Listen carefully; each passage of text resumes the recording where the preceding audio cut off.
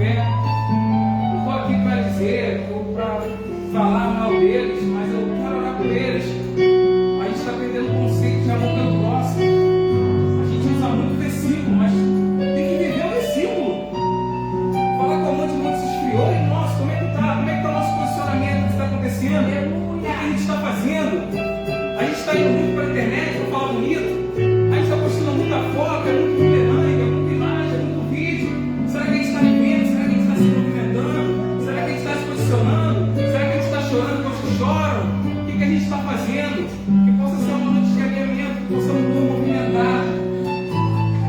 Eles podem dizer lá fora que a nossa geração está perdida. Não! Olha quantos tem aqui. Nossa geração não está perdida. O que tem que se cumprir é a palavra. Mas a Bíblia vai dizer que por nós sermos fiel um pouco, por nunca Ele vai colocar nós, amém? Vamos orar, Senhor, eu te peço, pelo poder que há no teu nome, Senhor, pela minha juventude, aleluia, glória, pela nossa juventude, Senhor. Tem sido muito difícil vencer, Senhor, os pensamentos maus, vencer, Senhor, pornografia, vencer, Senhor, o pensamento ruim, as guerras mentais, Senhor, quando ninguém vê, Senhor, tu nos ataca. Nos faz vencer, Senhor, nos faz esperar em ti, Senhor, que a nossa geração ela não possa se perder, Senhor, no meio da dificuldade que está acontecendo, que possamos se firmar em Sua palavra, Senhor, que possamos crescer em graça e conhecimento, Senhor.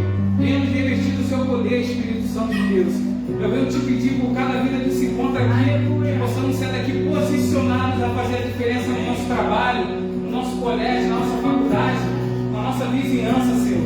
Que nós possamos entrar de uma forma e sair diferente, que possamos sair daqui com o coração cheio da Sua presença, que possamos, Senhor, transbordar, Senhor, de amor pelo próximo, que possamos, Senhor, cuidar da nossa mente, do coração, Senhor, que possamos estar perante a Ti, Senhor, com as nossas vestes limpas, Senhor.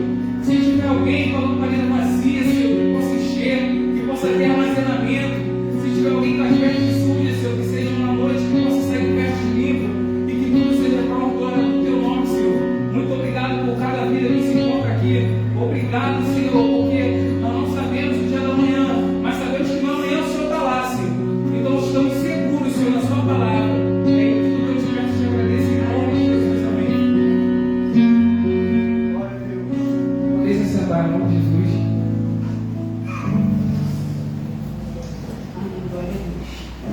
Queria começar a dar essa oportunidade, Bruno, queria te chamar aqui no pastor Juventude. Amém?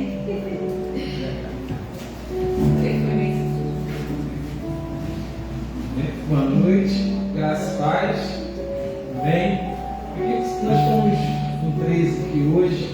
Nós somos da Igreja Batista de Benfica e Max e a Ellen, amigos nossos, no qual nós congregamos juntos quando nós éramos da Assembleia de Deus, né, do Campo de Concessa, na congregação do Arará, né? São dois jovens aí, um casal que a gente tem muito apreço. Os dois sempre que podem também têm ajudado nesse ministério do qual eu estou fazendo parte hoje, né? Que está o nosso amigo Cauã, o Josué, é um dos guerreiros, um dos trabalhadores que tem nos auxiliado ali na igreja de Benfica, da Batista, e nós temos iniciado um trabalho esse ano, né? E graças a Deus a gente tem conseguido levar a mensagem de Deus, levar, né, o poder de Deus para impactar e transformar muitos jovens aí naquela igreja, na vizinhança, né? Porque o Evangelho de Deus ele tem que chegar, né, sair das quatro paredes, né, e atravessar fronteiras. E nós temos feito isso, temos visto o quanto Deus tem sido bondoso para conosco. Bem? E para não ficar só nas minhas palavras, eu gostaria de deixar uns versos que se encontram em Eclesiastes 11, o versículo 4, que diz assim: quem somente observa o vento nunca semeará, e o que olha para as nuvens nunca cegará. O sábio ele, creio eu, que quando ele escreve e deixa essa preciosidade para nós, talvez ele quisesse falar do qual nós estamos tratando aqui nesta noite, né? Temos posicionados. E a gente tem observado isso, eu creio que nós com os irmãos, que muitos jovens não têm se posicionado, muitos jovens não têm se manifestado de acordo com aquilo que Deus, ele muitas das vezes já até colocou no nosso coração.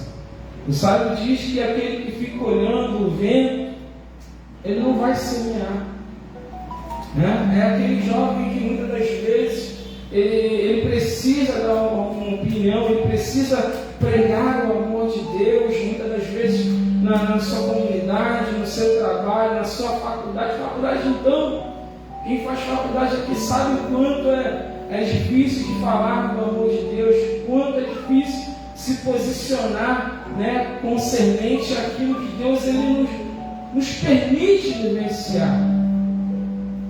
E temos perdido a oportunidade. O sábio ele vai dizer que aquele que fica olhando, ele não vai semear. Ele vai ver o vento passar e não vai sair do lugar. Mas aquele que tem coragem, aquele que se posiciona, não. Ele vai sempre estar um passo à frente daquele que não se posiciona. Eu falo muito com os meus jovens lá em Benfica. Olha, cara, se a gente não tomar uma posição, alguém vai tomar uma posição por nós.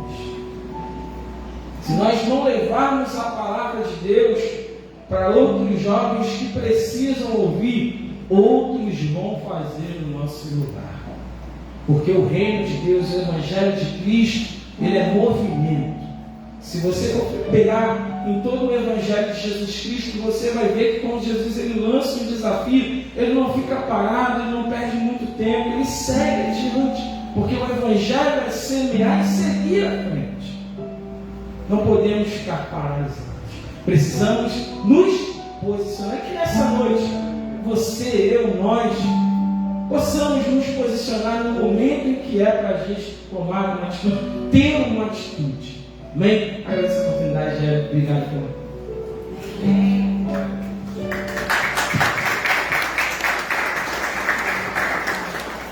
Lívia, vem cá. Valeu. Que isso?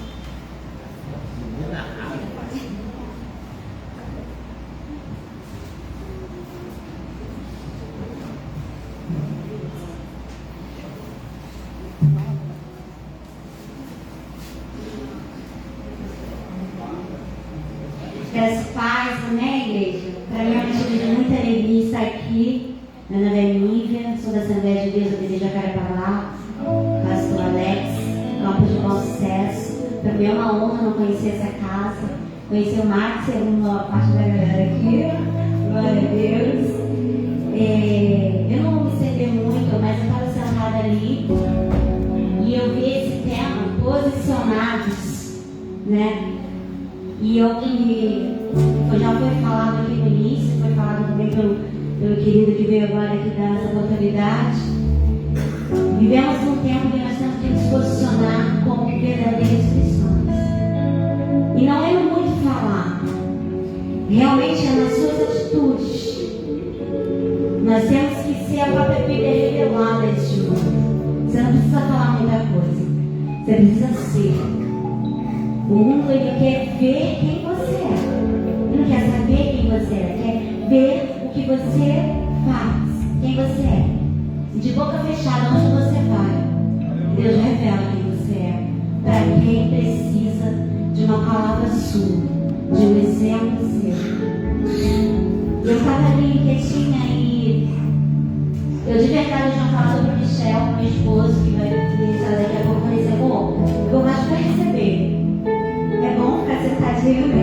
Recebendo. Mas amém. João 6, versículo 26. Jesus respondeu: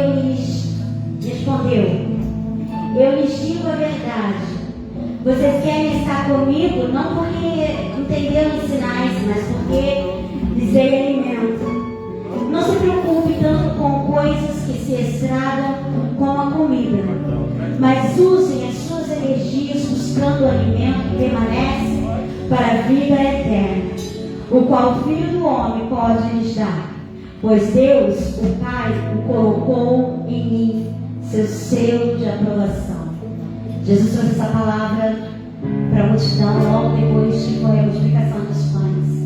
As pessoas seguiam Jesus e queriam Jesus por aquilo que ele poderia dar, pelos milagres, pelo que ele fazia, não por quem ele é. E o Senhor quer que nós sigamos ele, não porque pelo que ele possa nos proporcionar, mas seguir a ele pelo que ele é. Porque os nãos do Senhor para as nossas vidas também é algo que para a gente às vezes causa um certo desconforto. Nós pedimos e falamos não. Senhor, eu quero não. Essa não é não. Mas você por amar o Senhor, você se posiciona e acredita que o não dele é o bem para a tua vida. O não dele também é uma resposta. E nos seus olhos naturais você não consegue entender. Mas nós, quando nos posicionamos em Deus, sabemos quem Ele é na nossa vida. Nós entendemos que o não do Senhor é um bem, é um sim, para uma evolução na nossa vida também. Nós vamos adorar o Senhor com uma canção. Tem a letra aí, minha amiga? Tem, né? Eu não olho toda hora. Estamos num tempo, vivemos num tempo em que as nossas armas não podem ser a resposta debatendo no Instagram, no Facebook e no WhatsApp. A nossa resposta é joelho e oração. É as armas de fé que a Bíblia nos ensina a nos posicionar neste mundo de hoje. Eu te convido a ficar de pé, vamos adorar o Senhor. Eu não sei se você conhece essa canção, eu estou um pouquinho louca hoje. Aliás, estou um pouco de dia, mas nós vamos adorar. Aleluia. Lutamos com armas de fé e nada irá resistir enquanto adoramos.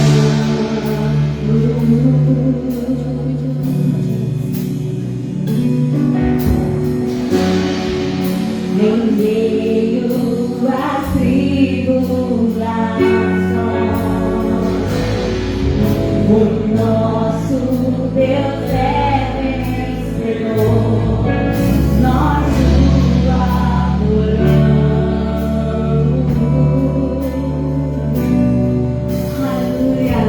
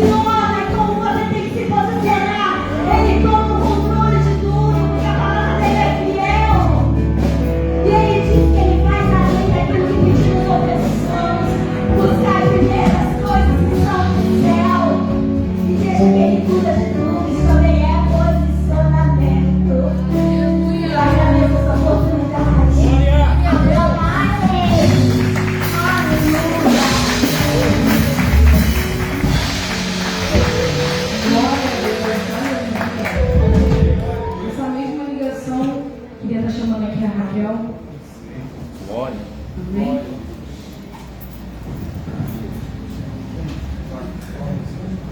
Pai do Senhor, gente. Vou cantar também. Eu fui pesquisar a palavra posicionados. E aí o Google falou assim, que são aquelas pessoas que ocupam uma posição, aquelas que teoricamente ocupam um cargo. E aí isso veio de encontro ao meu coração e eu comecei a fazer uma autoanálise. O que eu tenho ocupado dentro da igreja, sabe? Qual tem sido a minha posição dentro da igreja? E aí Jesus me lembrou daquela passagem que diz lá em Atos 9, quando Paulo ele vai até o sacerdote, pede a carne para ir para Damasco. E aí vocês sabem o que acontece durante o caminho de Damasco, ele cai em terra. E existia um homem posicionado. E o interessante é que muitas vezes a gente age como Ananias. Quando Deus fala para alguém assim, ó, fulano, vai vir alguém aí, eu quero que você cuide de fulano. E a Ananias fala para Deus o que ele já sabia. Poxa Deus, ele maltrata muito a gente, ele machuca muito a gente, sabe? Ele persegue a gente. E aí Deus fala para ele, mas foi ele que eu escolhi, porque ele é um vaso, e eu o escolhi. Paulo é um vaso escolhido ainda. E através da vida de Paulo, ele será um sofredor como você. Sabe? E hoje a igreja precisa entender que nós estamos no mesmo lado ainda. Sabe? A gente ainda está no mesmo lado. Eu não quero saber qual foi o seu objetivo ao vir ou qual é o seu objetivo ao estar aqui. Eu quero te dizer que o meu objetivo é que a procura do Senhor nessa noite pare sobre este lugar e que Ele compre verdadeiros adoradores aqui. Sabe? Então eu não quero ser levante. Nem vou pedir para você dar glória. Mas eu queria que você cultuasse e prestasse essa canção a quem é de direito. Sabe? Ele já está aqui, eu sinto neste lugar. Glória! Ao Rei dos Reis consagro tudo que sou de gratos louvores transborda o meu coração e a minha vida eu entrego nas tuas mãos, meu Senhor. Pra te exaltar com todo o meu amor, eu te louvarei e eu te louvarei. Não importa, Deus, não importa o que é conforme a sua justiça. Cantarei louvores, por quê? Ele é, e celebrarei a ti, ó Deus, como eu viver, contarei as tuas obras. Sabe por quê?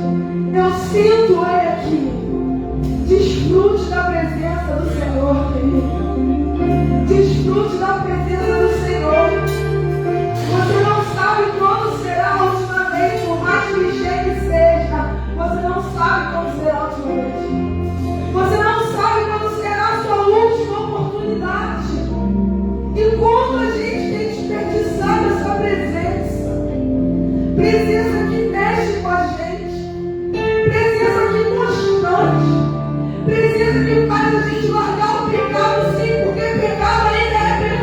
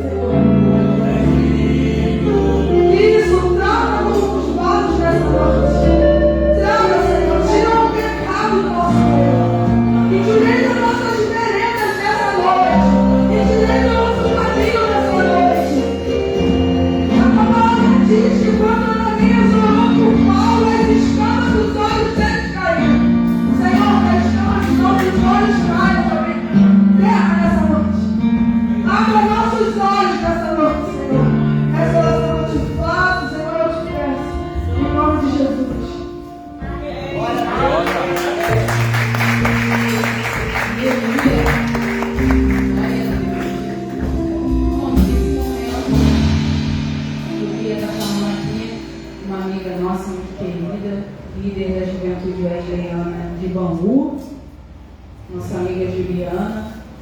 É uma honra tê-la aqui na nossa casa. Vai entregar algo do Senhor para ele. A paz do Senhor para a igreja, amém? Amém. É uma honra estar aqui com vocês nessa noite, muito me alegra. Vou deixar uma palavra breve, só para a meditação da igreja, que se encontra lá em Atos, no capítulo 16, no versículo 9. Somente o versículo 9, vou ler para a gente ganhar tempo, que diz assim: E Paulo teve de noite uma visão em que se apresentava um varão da Macedônia e lhe rogava dizendo: passa a Macedônia e ajuda-nos. Paulo aqui ele estava na sua segunda viagem missionária. E Paulo e aqueles homens ali que estavam com ele, eles eram homens que viviam debaixo de um direcionamento de Deus. A Bíblia vai falar ali um pouquinho antes, no início do capítulo 16, que Paulo ele tinha em seu coração o desejo de ir para a Bitínia. Só que o Espírito Santo não permitiu que Paulo fosse para esse lugar. E Paulo então fica em Troade esperando um direcionamento de Deus. Então, qual é a primeira coisa que eu entendo com esse texto? É que Troade é um lugar de direcionamento. E talvez você entrou aqui neste lugar precisando de uma direção. Deixa eu te dar uma notícia. É noite de direção do céu para a vida de alguém neste lugar. É noite de dar direcionamento a jovens. Sabe por quê? Nunca foi tão necessário que se falasse sobre direcionamento para jovens. Porque jovens vivem momentos de constante escolha. E é necessário que as nossas escolhas estejam pautadas debaixo de um direcionamento. Mas não é debaixo de um direcionamento qualquer, entenda isso. É debaixo de um direcionamento do céu. Jovem, entenda. Deus tem direcionamento para você essa noite. Deus tem direcionamento de ministério. Deus tem direcionamento de chamada. É com você mesmo que Deus está falando. Deus está entregando um ministério a jovens neste lugar. É noite de direcionamento, sabe? Direcionamento de decisões. Talvez você entrou aqui neste lugar. Preciso tanto de um direcionar, sabe por quê? Porque sem direção a gente fica perdido. Só que nessa noite há um ponto que jovens se posicionem. Sabe por quê? Porque Deus quer te dar esse tempo. Sabe por quê? Porque assim como um varão, pastor Edson, se apresentou ali e falou assim: Paulo, atravessa a Macedônia e ajuda. Existe um povo ali fora dizendo assim: olha ele, passa a Macedônia, olha Gabriel, passa a Macedônia, porque preciso de alguém. E esse alguém pode ser você. Aleluia. Posicionado debaixo da direção do Senhor. Deus, ele tem algo para realizar na tua vida. Entenda, jovem, você não foi chamado apenas para esquentar banco de igreja. Você foi chamado para ganhar almas, sim. Isso não é tarefa apenas do pastor dessa casa. Isso é tarefa da igreja. Jovem, Deus nessa noite te chama. Te chama para posicionar. Te chama para algo. Porque Ele tem algo para fazer na tua vida. Deus tem direcionamento para você. Você não é só mais um. Deixa eu te dar uma notícia. Você não é. Você não é só mais um. Talvez alguém pode até ter dito isso para você. Ah, ele é só mais um. Ei, Deus te chama pelo nome. Deus te chama pelo nome. E é noite de se posicionar. Amém? Quero ter a oportunidade de nome de Jesus.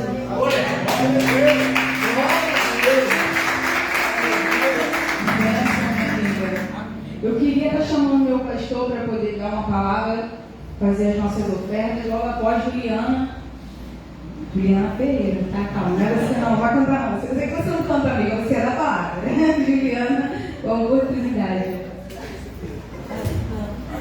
Pessoal da nossa igreja, com a paz e o amor do nosso Senhor e Salvador Jesus Cristo, amém? Glória a Deus. Vamos continuar louvando e agradecendo a Deus por os nossos dízimos e ofertas. Mas eu queria, com essa oportunidade que me dada, e Deus me convidou a dizer para vocês, a você igreja, a você jovem, até embasado, vou pegar aí uma carona na palavra da Juliana. Quem não se posiciona não poderá fazer jus àquilo que almeja. Quem não se posiciona não poderá fazer jus ao direcionamento de Deus. E eu quero, de uma forma bem breve, antes de passar para o pastor Michel, em Daniel, capítulo 1, versículo 8, assim está escrito: e Daniel propôs em seu coração não se contaminar com a porção da comida do rei, nem com o vinho que ele bebia. Portanto, pediu ao chefe dos eunucos que me permitisse não se contaminar. E quando eu cheguei aqui, eu fui abrir a Bíblia, fui direcionado a esse propósito. E o que me chamou a atenção é que Daniel propôs em seu coração. O que você tem proposto no seu coração? O que você tem colocado no seu coração? O que você está querendo realmente diante de Deus? Qual é o seu posicionamento? A palavra diz que Deus fez com que Daniel achasse graça e boa vontade diante do principal dos eunucos. E o eunuco, muito preocupado com aquilo que o seu Senhor poderia dizer a respeito de Daniel e de seus amigos. Então Daniel disse ao dispenseiro que ele não se preocupasse. E depois de 10 dias, e Daniel não se deixou contaminar, porque ele se posicionou, apareceram os seus semblantes melhores do que aqueles que haviam comido a porção do rei. Sabe o que eu quero dizer com isso? Independente das circunstâncias, independente do que você tem vivido, independente daquilo que os homens têm dito ao seu respeito, é a palavra de Deus que predomina. E é a palavra de Deus que nós temos que guardar em nossos corações. O muro é largo, mas nós precisamos nos posicionar e jamais estarmos em cima do muro. Nesse momento, já que estamos falando de posicionamento e me deram a oportunidade de falar de dízimos e ofertas, se posicione diante de Deus. Soberano Deus, Pai querido e eterno, muito obrigado. Porque queremos dizimar e ofertar na sua casa, porque bem sabemos, Senhor, o quão importante e quanto nos é abençoador ser dizimista e ofertante. Pai querido, neste momento, Tu possa continuamente abençoar as nossas vidas, abençoar os nossos celeiros, a nossa despensa, abençoar a nossa vida financeira, porque bem sabemos, Senhor, que aquilo que a Ti retribuímos, Pai querido, ou devolvemos, Pai querido, não nos fará falta, porque fazemos isso em amor e gratidão, em nome de Jesus. Que Deus o abençoe. Juliana. Não é a cena, é a outra.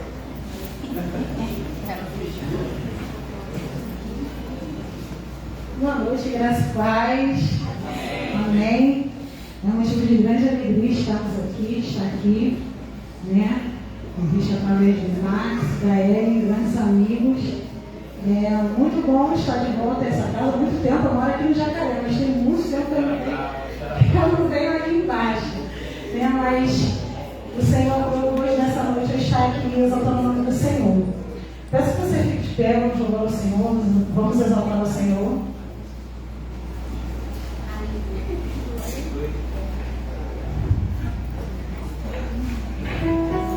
Essa noite o Senhor separou para nós estarmos juntos, exaltando o nome dEle.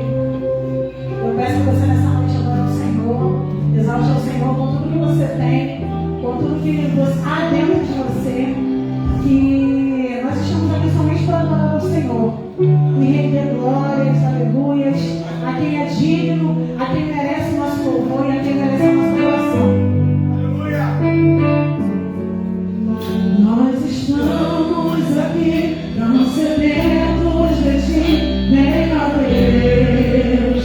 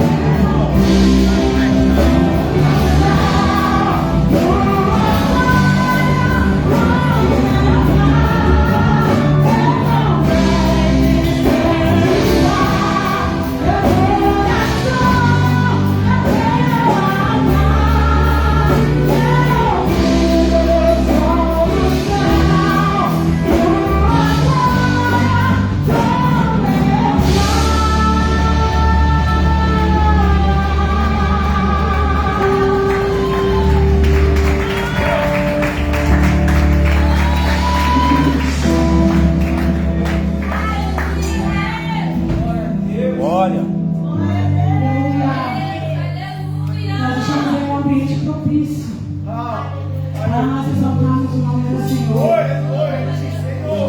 A presença de Deus está aqui nesse lugar, amém? Eu creio, eu já senti, eu já recebi aqui nessa noite palavras maravilhosas que o Senhor liberou aqui neste altar nessa noite. Aleluia. No início eras a palavra, com Deus altíssimo,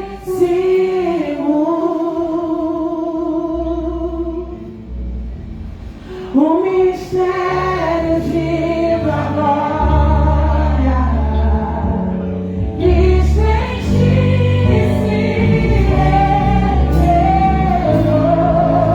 Ó, quão maravilhoso é, ó, quão maravilhoso é o nome de Jesus, meu Deus. Ó, quão maravilhoso é.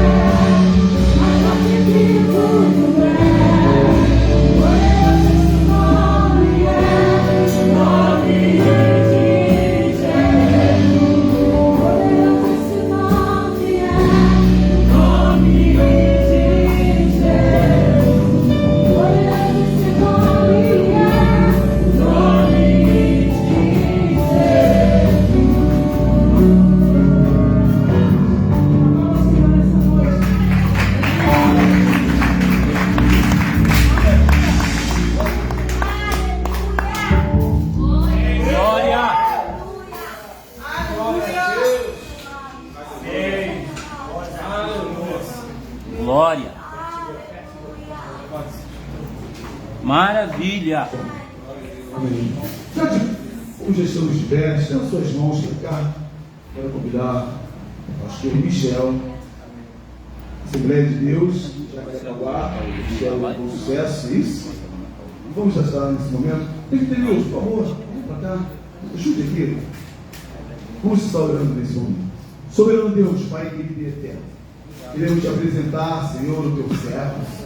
E nesta noite, Senhor, assim como tem sido em toda a sua trajetória, continuamente tu possa falar, Senhor, aos nossos corações através da vida do pastor Michel. Abençoe, rique e poderosamente, dê a ele, Senhor, aquilo que nós precisamos ouvir esta noite. Tudo isso para a honra e glória do teu santo nome, mas para que a alegria possa invadir os nossos corações. Muito obrigado, Senhor. Em nome de Jesus. Amém. Amém. Cumprimento a amada igreja com a santa e gloriosa paz do Senhor. Amém. Pode sentar? Sou, como já foi dito, pastor auxiliar na Assembleia de Deus com Sucesso, congregação de Jacarepaguá, de Pechincha. Está usando preto, né? Pastoreada pelo meu amigo querido pastor Alex Soares. Estou aqui acompanhado de minha esposa Miriam, de um casal de amigos, o Lucas e Kézia, e trago da minha igreja um gracioso abraço e digo que para mim é um privilégio poder estar aqui com os irmãos nessa noite. O tema é posicionados, e o texto que eu vou compartilhar com vocês encontra-se no livro de João, Evangelho de João. Te convido a abrir sua Bíblia, capítulo de número 21.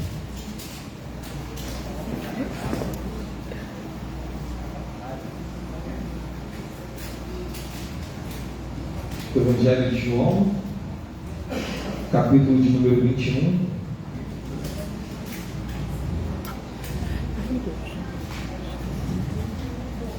Verso de número 1. Todos acharam? Diz o texto: depois disto, manifestou-se Jesus outra vez aos discípulos, junto ao mar de Tiberíades, e manifestou-se assim. Estavam juntos Pedro, Simão e Tomé, chamado Dídimo, Natanael, que era de Caná da Galileia, e os filhos de Zebedeu e os outros dois de seus discípulos. Disse-lhes Simão Pedro: vou pescar. Dizem eles: também nós vamos contigo. Foram e subiram para o barco, e naquela noite nada apanharam. E sendo já manhã, Jesus apresentou-se na praia, mas os discípulos não conheceram que era Jesus. Disse-lhes, pois, Jesus: filhos, tendes alguma coisa para comer? Responderam-lhe: não. E ele lhes disse: lançai a rede para o lado direito do barco e a achareis. Lançaram-na, pois, e já não podiam tirar pela multidão dos peixes. Então aquele discípulo a quem Jesus amava disse a Pedro: é o Senhor. E quando Simão Pedro ouviu que era o Senhor, cingiu-se com a túnica, porque estava nu, e lançou-se ao mar. E os outros discípulos foram com o barco, porque não estavam distantes da terra, senão quase 200 côvados, levando a rede cheia de peixe.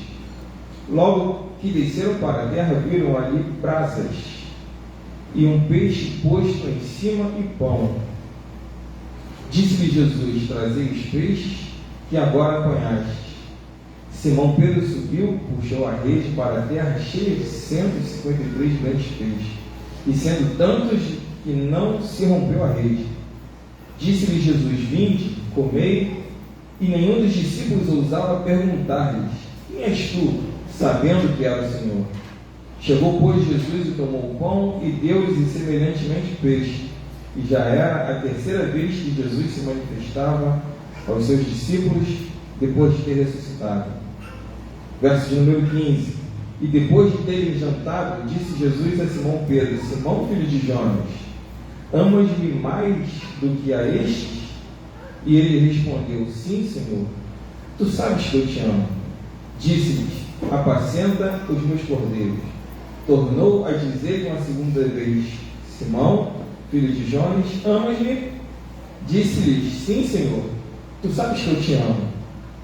Disse: apacenta minhas ovelhas. Terceira vez, disse-lhe: Simão, filho de Jonas, amas-me?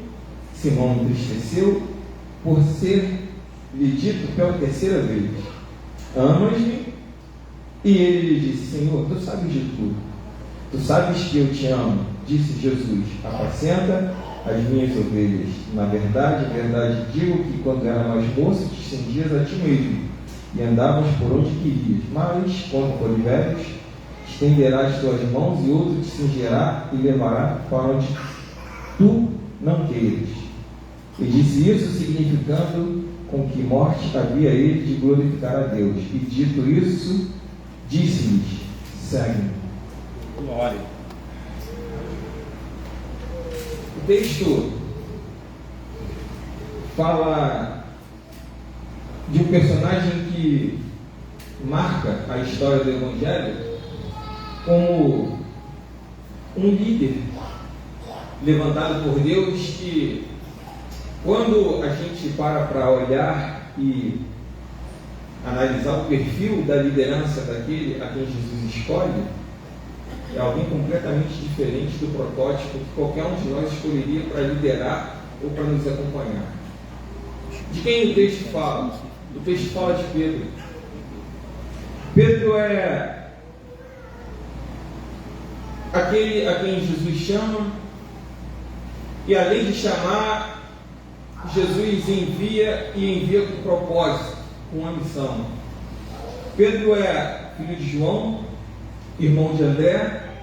Pedro nasce em Betsaida e Jesus encontra Pedro e estabelece o início na caminhada de Pedro no texto que meu amado irmão leu em Lucas capítulo 5, naquele texto que nós conhecemos como a pesca maravilhosa. Pedro, o texto diz que existem 2 barcos e Jesus está posto à beira da praia e escolhe o barco de Pedro. Assim como a nossa querida irmã fala sobre a escolha de Jesus sobre Paulo, Jesus também escolhe ir para o barco de Pedro. E o texto vai dizer que Jesus ele entra no barco, dá uma orientação para o Pedro se afastar da beira da praia, onde ali ele explicaria, ensinaria. E Jesus ele ensinando, quando ele termina o ensinamento, ele dá uma ordem bem desafiadora para um especialista. Ele fala assim: Pedro, lança a rede. E Pedro, ainda que aparentando um questionamento, ele fala: Senhor, eu já havia feito isso até um tempo atrás e nada fiz. Mas parece que Pedro tem um insight.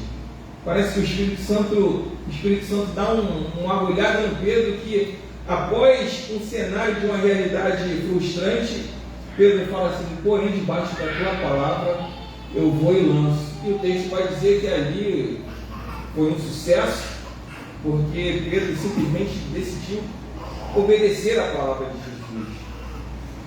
E ali Jesus pega um homem iletrado, um homem que tinha uma profissão, e ele tinha uma profissão porque todo mundo sabe, quando um filho de um judeu ele nasce, é instruído dentro da Torá, e ali no crescimento daquele menino, nas escolas de ensinamento que se tinham, existia uma sabatina muito forte.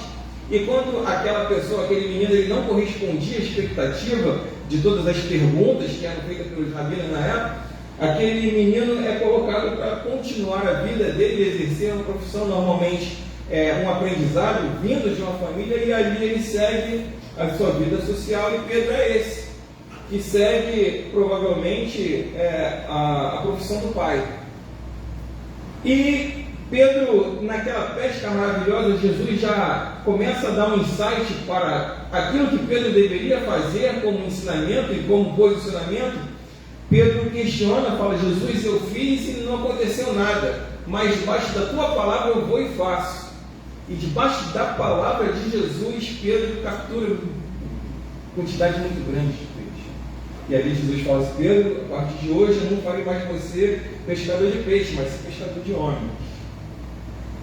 E aí o Pedro é aquele cara que depois disso Jesus escolhe para viver uma série de experiências completamente marcantes, porque vão ser experiências em que Pedro vai viver o ápice, e após o ápice ele vive um baixo, uma queda. Ele vai viver um ápice e ele vai viver uma queda. Parece que Jesus escolhe Pedro e começa a fazer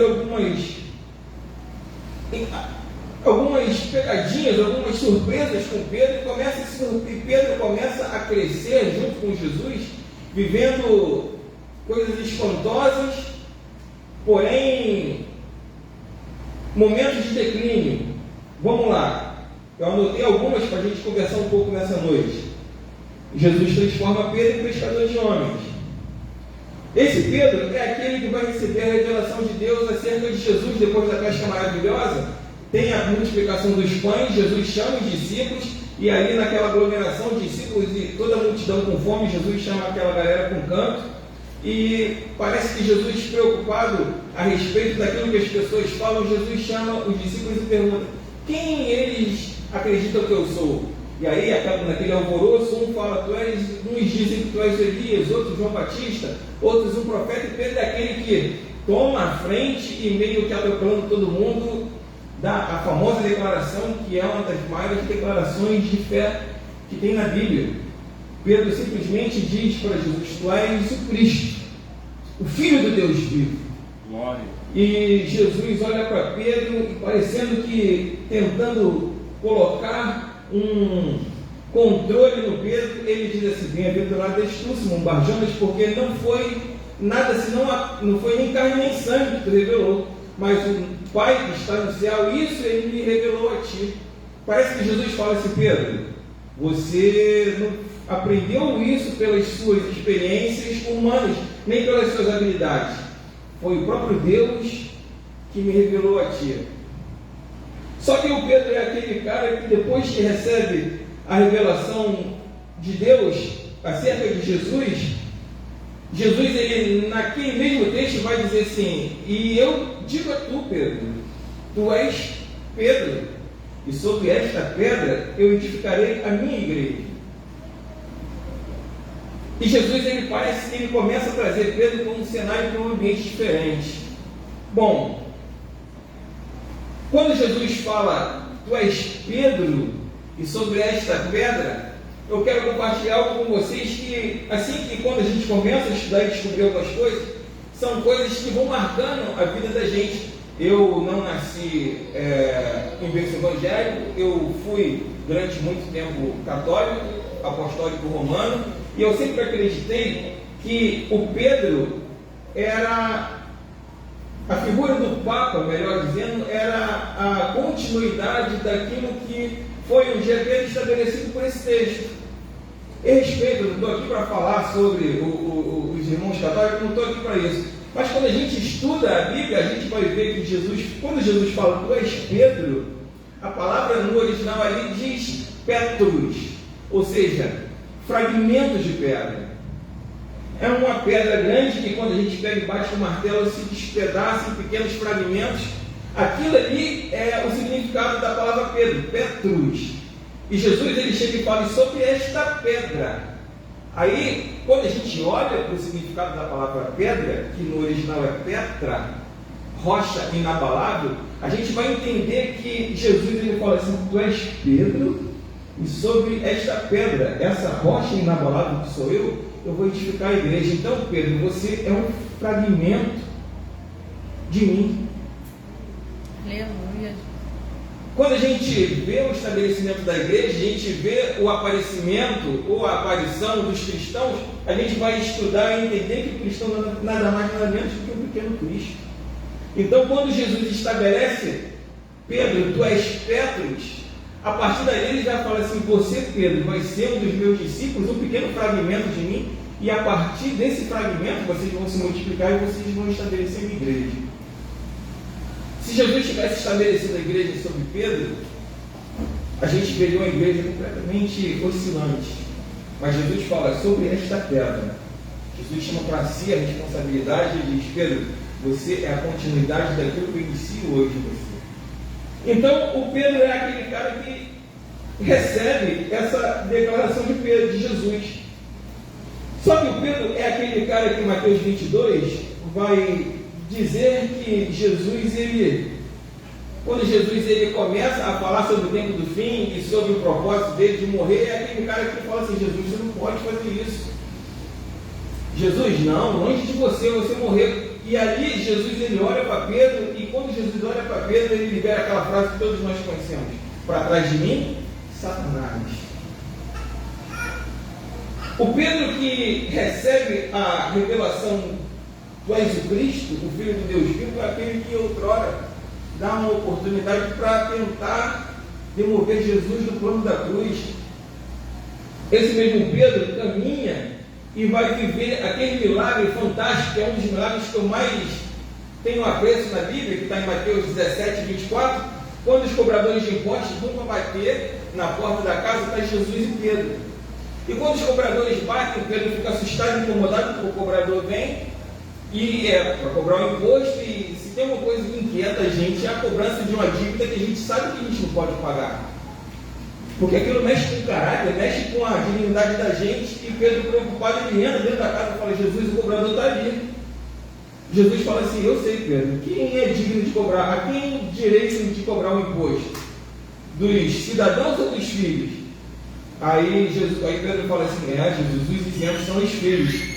Aí Jesus fala assim: Pedro, da minha parte eu estou tranquilo, mas eu sei que você tem uma atribuição e tem uma responsabilidade, então eu vou fazer o seguinte: você é pescador, Pedro, sou pescador, vai no mar, pega o teu anzol, está com a rede, está com o anzol no mar, que ali, Pedro, vai passar um peixe, o peixe vai morder essa lisca, você vai pegar o peixe, vai abrir o peixe, vai tirar dele uma moeda, e você vai dar a moeda que vai valer o imposto por mim e por você.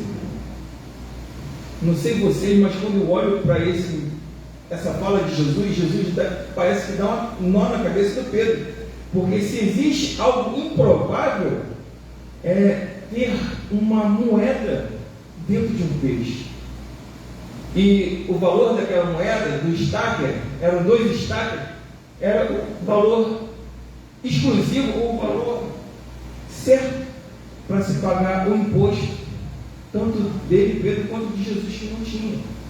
Aquela famosa: César o que é de César, é Deus o que é de Deus. Então Jesus faz alguns testes com Pedro que parece que mexe com a cabeça do Pedro. Logo após isso, a gente vai ver a célebre frase do Pedro que diz: Jesus, os discípulos, Pedro chega e fala Jesus chega e fala para Pedro, e para os discípulos fala: olha, o tempo da minha chegada, da minha ida está próximo, eles vêm para me capturar e para me levar para a morte. E Pedro chega e fala assim: Jesus, parece que a galera aí está muito preocupada com tudo isso aí, só que assim, pode ficar tranquilo, porque ainda que eles possam se afastar de você, eu não vou me afastar não, tá? Fica tranquilo, porque eu estou contigo até o fim, ou seja, eu estou disposto a morrer por você. E Jesus ele olha para Pedro e fala assim: Pedro, não é assim, Pedro. Satanás pediu para te se andar como trigo, Pedro. Não, Jesus, eu estou aqui, eu estou pronto, vamos junto até o final, porque daí é Pedro. Você não sabe o que você está falando, Pedro. Você não é melhor do que ninguém. Para que você entenda que você não é melhor do que ninguém, ainda que galo durante 3 vezes você vai me negar. E a gente vai ver no texto que a empregada chega, fala: este é um daqueles que estavam com Jesus, com aquele galileu. Ele: não sou eu.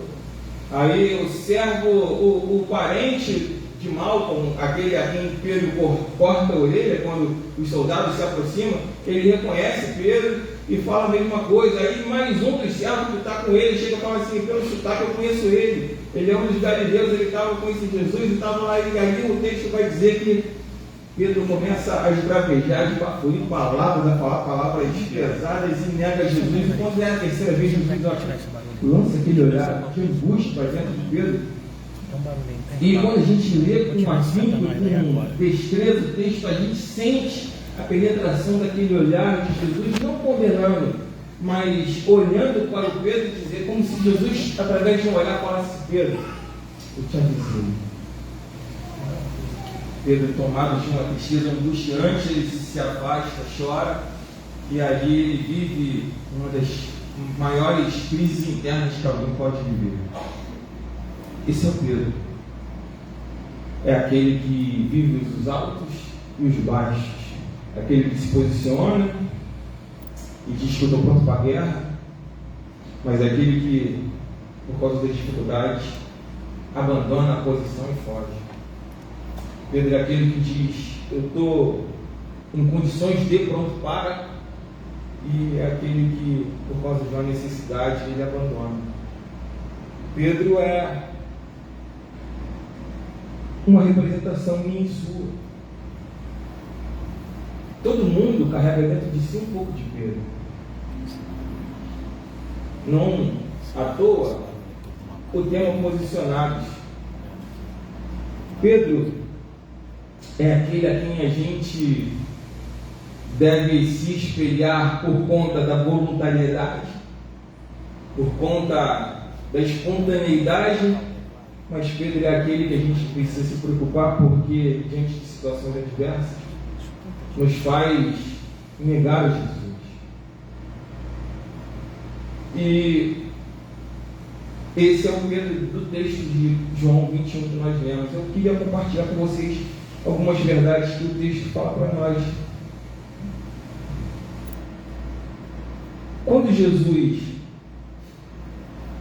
morre e ressuscita, no final do capítulo 20, ele aparece para os discípulos, aparece para Tomé. É toda aquela situação em que Tomé faz prova de Jesus e toca. Só que um pouquinho antes disso, quando a notícia da ressurreição chega aos discípulos, ele chega através de duas mulheres. E chega através de duas mulheres que tiveram um encontro com Jesus e carregam o recado de Jesus dizendo: vão até os meus discípulos e a Pedro e transmitam esse recado de que eu ressuscitei. E esse texto ele me intriga porque qual é o intuito de Jesus separar Pedro do restante dos discípulos? Por que Jesus ele pega e especifica algumas situações que parecem ser tão normais? Jesus poderia muito bem chegar e falar para as mulheres, fala assim, avisa os meus discípulos que estou de volta. O texto a seguir vai falar da crise de Tomé. Só que Pedro, ele está ali, porém ele é mencionado por Jesus por algumas situações. Óbvio que uma delas é o fato de ter negado, porque Jesus conhecia quem era Pedro e sabia que a negação de Pedro produziu nele uma decepção, uma amargura e uma tristeza muito grande. E por conta dessa amargura, dessa tristeza, Pedro tomou uma decisão. Que decisão é essa, Michel? Olha o que aqui diz o verso de número 3. João 21, verso 3. Disse-lhe Simão Pedro: vou pescar. Disseram-lhe os demais discípulos: também vamos contigo. Foram, subiram para o barco e naquela noite nada apanharam. A declaração de Pedro externando um desejo dele de vou pescar parece algo muito simples. Para nós hoje, o pescar representa, quem sabe, um refúgio onde a gente vai buscar uma higiene mental, onde a gente vai buscar um descanso, onde a gente vai se isolar diante de uma sociedade totalmente turbulenta, vivendo momentos difíceis como essa que nós estamos vivendo. Então o desejo de pescar para nós hoje é um recado transmitido acerca de eu vou me afastar porque eu preciso buscar refrigério. Só que por Pedro não. Há um mistério por trás dessa atitude. Que mistério é esse, Michel? Quando a gente lê Lucas capítulo 5, como foi lido aqui, Pedro ele vai pescar, só que ele vai pescar na condição de um pescador profissional. E Jesus ele tira Pedro dali e estabelece Pedro como pescador de homens. E depois da morte de Jesus, do peso da negação, da consequência da queda, da angústia do pecado, a declaração de Pedro dizendo vou pescar é uma declaração de como se ele estivesse dizendo: a partir de hoje, Jesus, aquele chamado que um dia tu me deste como pescador de homens eu abandono. O vou pescar de Pedro significa dar as costas para Jesus e voltar a viver a vida que um dia ele tinha antes.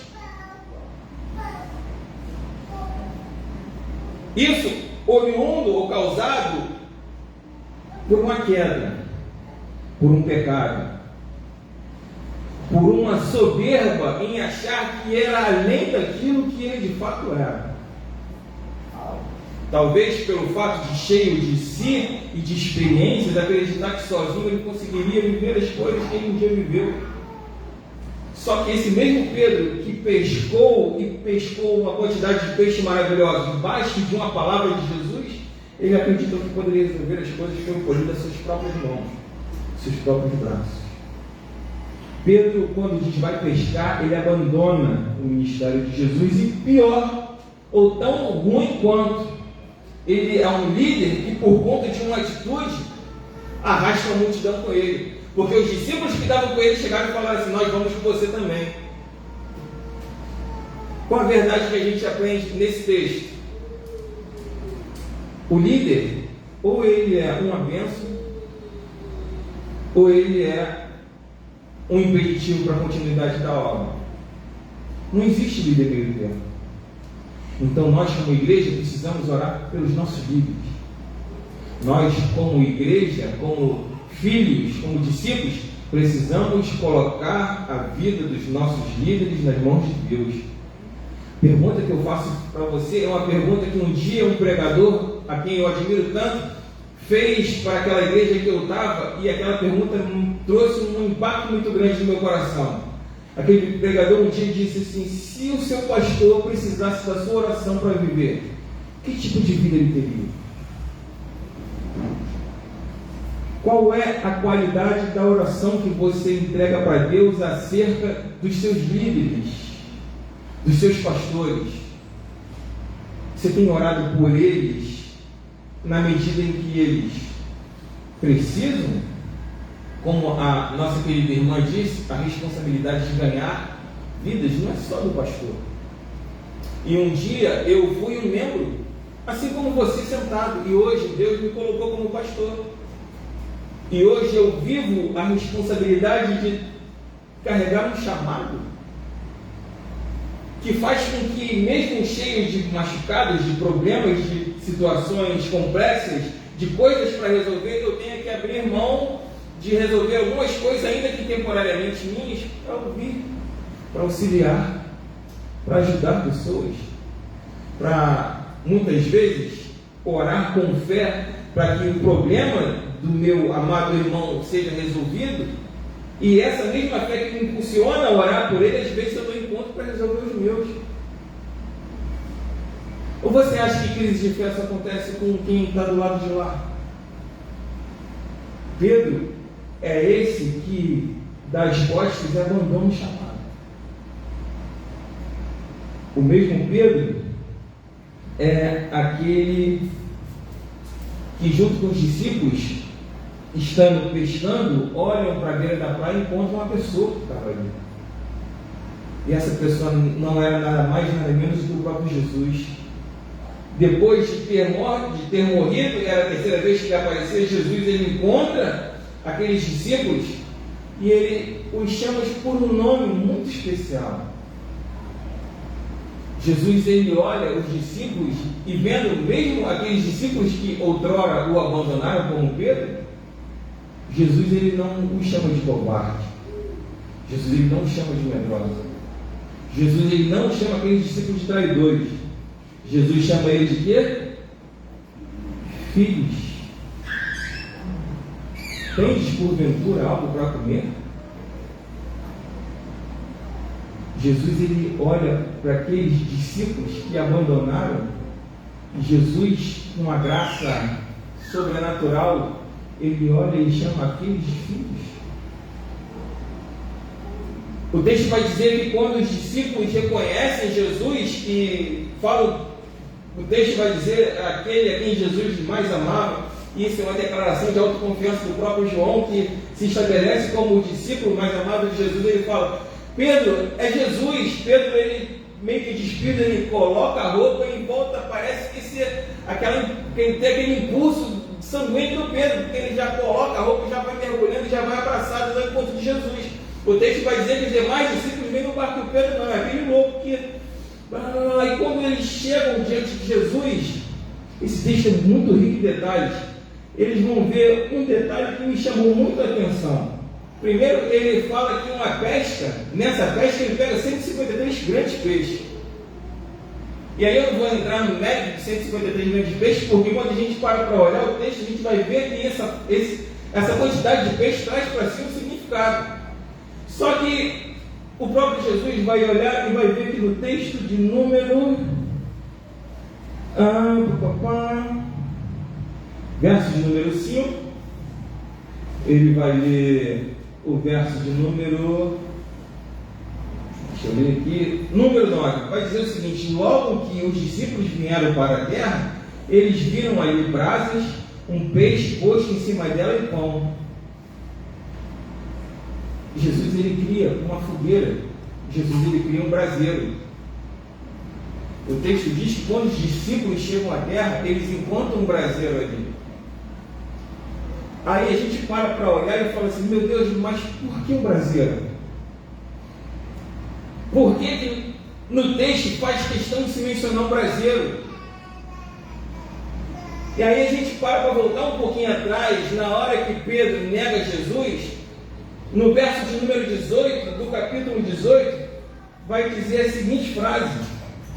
João, capítulo 18, verso de número 18, diz o seguinte: estavam ali os servos e os oficiais tendo feito uma fogueira com carvão, porque fazia frio. Em outras versões vai dizer o que? Um braseiro. E ali estavam ele aquecendo também, e estavam junto com eles Pedro parado, se aquecendo com os outros. Esse é o único texto no Novo Testamento que vai fazer menção da figura do braseiro. E não está ali por acaso. Ele está ali justamente no momento em que Pedro nega Jesus. Jesus, ele pega aquele cenário da queda e remonta com as suas próprias mãos para mostrar para Pedro o seguinte: Pedro, a gente precisa ter um particular. E eu vou mostrar para você, Pedro, que você foi pescar, você abandonou o chamado, você, por conta de uma série de situações, você desistiu daquilo que eu tinha para você, mas eu nunca desisti de você. Lembra dessa fogueira? O texto não fala isso, mas vamos trazer uma conjectura aqui. Parece que Jesus dá aquele abraço no Pedro e fala assim: Pedro, essa fogueira te lembra alguma coisa? O texto da negação vai dizer que Pedro sentia frio. E se tem uma coisa que marca a gente, é quando a gente vive um momento de necessidade. Parece que Jesus pega Pedro e traz Pedro para aquele momento da queda, e ele fala assim: Pedro, a gente precisa conversar sobre o que você fez naquele dia. A sequência do texto vai dizer que Jesus, ele começa a tratar com Pedro e ele vai entrar no mérito do Pedro, tu me amas. Verso de número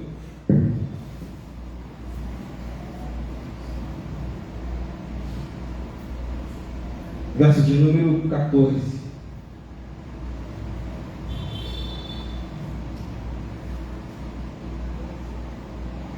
Perdão, verso de número 15. E depois de terem jantado, Jesus diz a Simão: Pedro, filho de Jonas, amas-me mais do que estes? Respondeu: sim, Senhor, tu sabes que eu te amo. Pedro, ama-me mais do que esse? O significado da palavra amor, quando a gente estuda, a gente vai ver que existem 4 tipos de verbos que sinalizam o verbo amor na Bíblia no Novo Testamento. 2 deles são utilizados aqui de forma muito sutil por Jesus. É óbvio que quando a gente vê o Pedro confessar que ama Jesus 3 vezes, Jesus intencionalmente faz com que Pedro confesse que ele o amava mediante a quantidade de vezes que ele negara. Pedro nega Jesus 3 vezes. Jesus faz com que Pedro diga que o ama 3 vezes, mas a primeira vez que Jesus ele fala sobre Pedro, tu me amas, mais do que os outros, ele leva Pedro àquela dimensão em que Pedro disse que seria capaz de dar a vida por ele.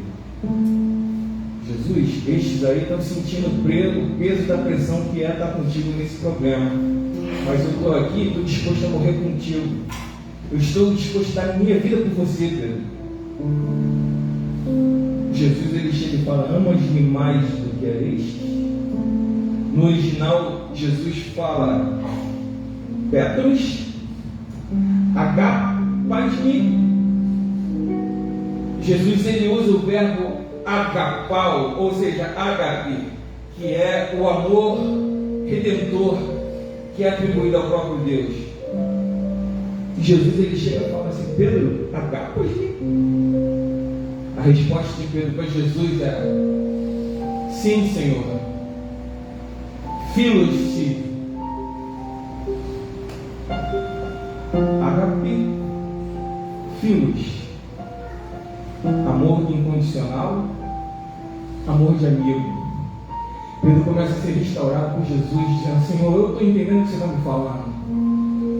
Eu peguei naquele dia que eu achei que eu era mais do que eu era. Só que eu não sou capaz de dar a vida por você. Hoje eu entendo, Jesus, que o amor que eu tenho por você é um amor de amigo. Aquele amor que em João 15 diz: vós sois meus amigos se fizerdes o que eu vos mando. Então eu estou obedecendo a tua palavra. Eu não amo o Senhor mais do que os outros. Eu aprendi com a minha queda, Jesus. Hoje eu te amo como amigo. O segundo, Petros, agapas-me. Jesus afronta Pedro e confronta Pedro. Pedro, tu me amas com amor ágape? Pedro, ele olha para Jesus e responde: Senhor, filos, eu te amo, mas com um amor de amigo. Eu não te amo com o amor que você tem comigo, porque isso só é do Senhor para mim. Aí Jesus, já percebendo a transformação do Pedro, fala: Petros, filos-te ou filos-me? Pedro se entristece porque Jesus, ele completa aquela que seria a última pegadinha. Parece que Jesus comunica a Pedro: você não está entendendo que eu estou reconstruindo você de novo, Pedro? Você está entendendo que as consequências e o fato de eu mencionar o prazer, o que simbolizou um momento de dor para você, não é em vão? A partir do momento da queda, Pedro, você precisa voltar até lá para entender que a história e a posição que um dia você teve, você deixou de ter a partir dali. Porque por mais que você pense que você abandonou a posição quando você foi pescar, não, o problema foi quando você um dia decidiu tropeçar. Quando você, cheio de soberba, Pedro, achou que você era mais do que você era. Quando um dia, cheio de si, você acreditou que as experiências que você teve lá atrás te capacitariam a viver as experiências que você teria mais à frente. É uma regrinha que a gente vive no mercado financeiro. A gente está tão em moda com questões de investimento, uma série de outras coisas, e tem uma regra extremamente importante do mercado financeiro que diz: o histórico do que você viveu lá atrás não te capacita a ter os lucros que você pretende ter na frente. Ou seja, não é o que você viveu que vai te capacitar a viver coisas grandes, maiores e mais voluntariosas. Não no caso daquele que um dia foi encontrado por Jesus e transformado no seu caráter e estabelecido em si um novo chamado. Jesus, ele fala para Pedro o seguinte: Pedro, eu te avisei, você bancou, você decidiu por si, você caiu, você abandonou, e por mais que você tenha desistido de tudo, eu nunca desisti de você. Glória a Deus. Obrigado, Senhor. Ainda que a lembrança da queda te doa, você precisa entender que esse ponto de dor é um ponto que você precisa se arrepender. Você precisa devolver ele para mim, para que eu, como o Jeová Rafá, o Deus que sara, trabalhe em você com o bálsamo do perdão, através de uma entrega motivada por um arrependimento verdadeiro e sincero, e a partir daí eu restaure tudo aquilo que um dia eu prometi a você, Pedro. Lembra daquele milagre, Pedro, daquela pesca extremamente maravilhosa? Pois é, naquele dia eu te prometi que faria de você pescador de homens. E Pedro, você parece estar de pé. O Pedro restaurado por Jesus é aquele que prega, e mesmo que iletrado diante de uma multidão, mais de 5.000 almas são convertidas. O Pedro é aquele que começa a liderar a retomada da igreja. O texto vai dizer de uma série de outros milagres que Pedro operou através de um ponto de recomeço. A restauração de um posicionamento. E não só a restauração de um posicionamento de alguém simples que está sentado iniciando ou reiniciando, mas como foi dito lá atrás, por que não o recomeço de alguém que um dia foi usado por Deus, que trouxe consigo liderança, que quem sabe foi um pastor, foi um presbítero, foi um diácono, foi um líder, alguém a quem Jesus um dia estabeleceu uma missão e que por conta das quedas foi pausada. Eu quero que você nessa noite entenda isso. Jesus está nessa noite aqui para restaurar posições. Jesus está me mandando falar para você. Eu tenho uma verdade que eu carrego comigo, que se Deus colocou essa palavra na minha boca, foi porque Ele trouxe um par de ouvidos para ouvir. Eu não tenho dúvidas disso. Se Deus liberou essa palavra, é porque Ele quer tratar no íntimo com você que está aqui nessa noite. Se coloque de pé, por gentileza.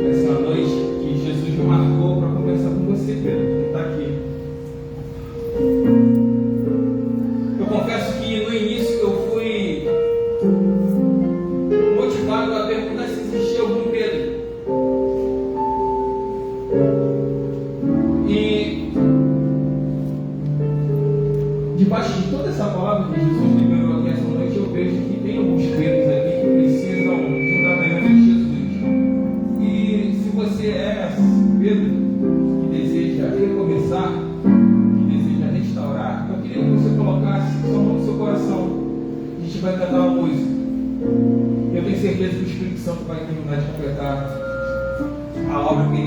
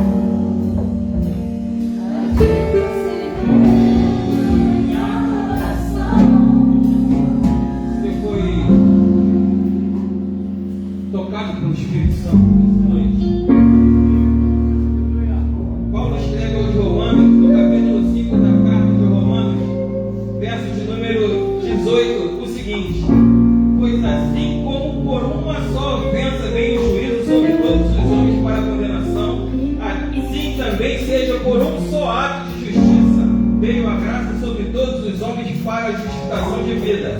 Porque, como pela desobediência de um só homem, muitos foram feitos pecadores, assim, pela obediência de um, muitos serão feitos justos. Verso de número 20 vai dizer o seguinte: veio, porém, a lei para que a ofensa abundasse, mas onde o pecado abundou, superabundou a graça. Existe uma graça de Deus que versa sobre a vida daquele que confessa o seu pecado, mas não só confessa como deixa. É isso que o sábio vai dizer: aquele que confessa o seu pecado e deixa, ele alcança misericórdia. Quem sabe não é você que esteja aqui hoje, aquele Espírito Santo trouxe para restaurar uma posição que um dia você abandonou ferido, por causa de algo que um dia fizeram contra você, eu não sei. Ou então por causa de uma decisão que você bancou ir, mas como causa e consequência de algo que foi originado de uma desobediência, você caiu. Só que esse texto, no verso 20, quando diz que onde abundou o pecado, superabundou a graça, é liberado sobre a sua vida hoje. Jesus, assim como Pedro, chama você para a restauração de um posicionamento. E se você está aqui e entendeu que você é essa pessoa que precisa restaurar a posição, que ele te convidar para ver também. Não para colocar nem apontar você como nada nem como ninguém, apenas para orar por você. Porque um dia eu entendi que eu tive minha posição quebrada. O meu posicionamento foi abandonado por causa de decisões. Mas Deus teve misericórdia da minha vida e me trouxe. E fez com que eu retomasse o caminho que Ele estabeleceu apenas para mim. Esse caminho que Deus estabeleceu para você é só para você. E eu queria te convidar para você fazer diferente. Coloca a sua mão no coração que eu vou estar orando por você. Senhor, nada é por acaso. Nada é em vão. Não foi o convite que um amigo me fez com que ele estivesse aqui. Eu creio que o Senhor inspira pessoas a nos trazer para o lugar, Senhor, onde o Senhor quer tratar conosco.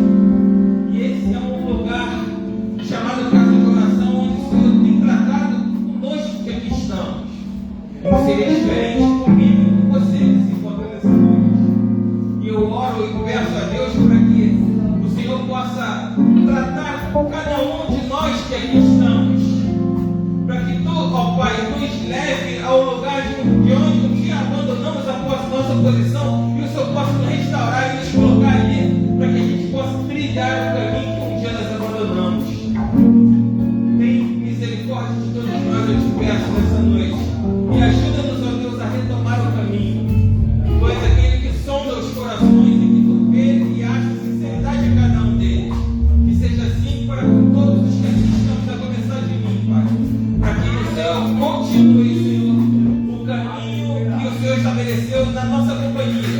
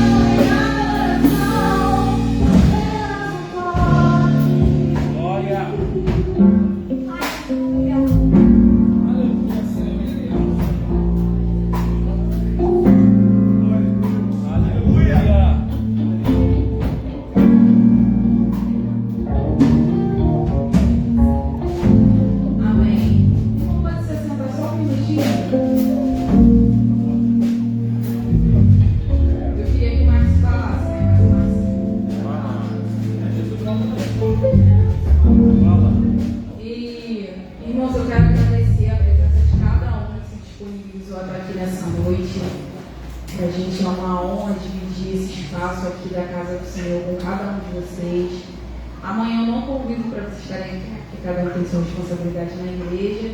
Mas aos demais, conto com todos aqui, com a presença, para que a gente junto possa estar adorando o nome do nosso Senhor mais um dia. Amanhã a nossa pastora Anísia que vai pregar. E eu quero fazer um agradecimento ao nosso pastor, convidado. Vem cá, Michel, por favor. O Marcos vai entregar, né? Uma lembrança em nome do nosso departamento de jovens.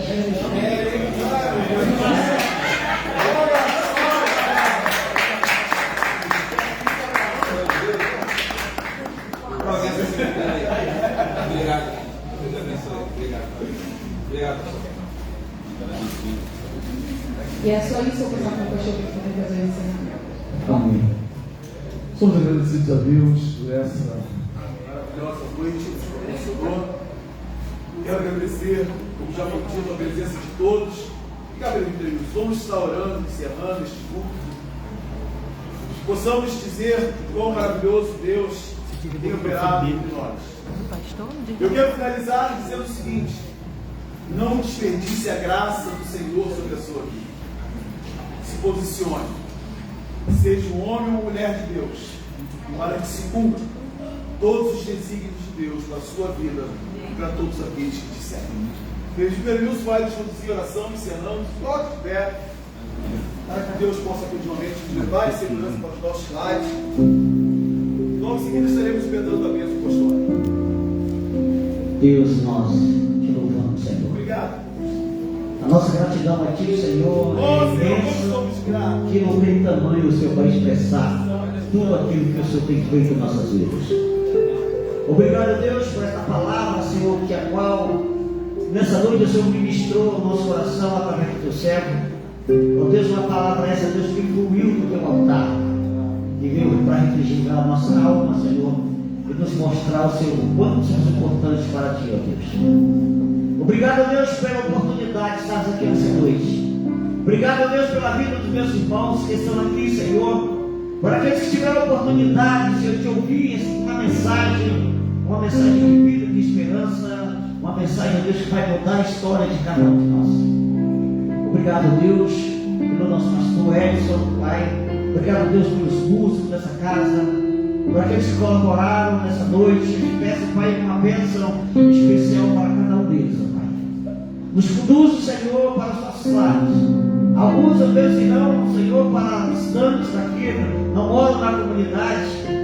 Ó Deus, Pai, sei que as tuas mãos o guardará, como o Senhor os trouxe, o Senhor os levará debaixo da tua santa proteção. Livra, Deus, o teu povo. Livra, Senhor, do acidente, Senhor. Livra, Senhor, do homem mau, Senhor, dos pés, ó Deus, que vem, que assola, ó Deus, ó Pai, por aí, para destruir e roubar nossa fé. Mas Tu és o Deus que nos guarda, Senhor. Confiamos em Ti, Senhor, porque Tu és Deus e sem Ti, Senhor, nós não podemos fazer. Muito obrigado, Deus, por tudo nós te louvamos e agradecemos. Em nome de Jesus. Que o grande amor de Deus, o amor que excede tudo que de a morte redentora de Jesus Cristo, seu único Filho, para a remissão dos nossos pecados, e as doces, saudáveis consolações do Espírito Santo esteja sobre a tua vida, a tua casa, o teu caminhar, não somente hoje, mas para todos sempre. Os que acreditam e confiam, digam amém. Que Deus abençoe. Muito obrigado pela presença de todos.